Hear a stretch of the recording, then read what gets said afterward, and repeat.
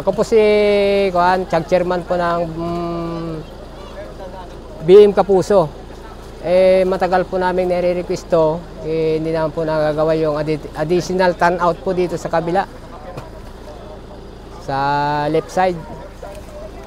Kasi po para maiwasan po yung harang doon, gagawan na lang po ng additional turnout dito sa kabila para itutugon po doon sa aripit po nila doon.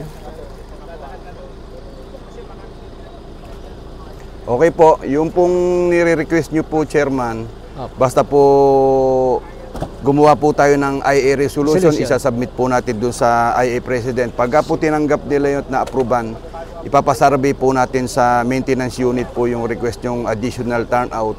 At saka po magpapapirma po tayo ng mga right of way para po pagdating ng construction po, wala po tayong magiging problema. In case po na ma-approvean yun, ma-budgetan by next year, 2025 na po yun, by budgeting.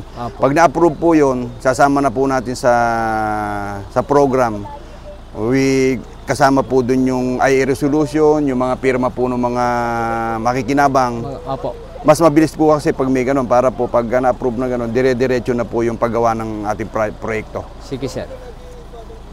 Ito po kasi yung pinaka-kwan po. Gagawa ng daan ng tubig dito, magiging aripit, service canal po at tawag doon.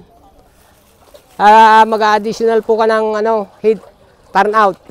Additional turnout, tapos farm ditch. Farm ditch.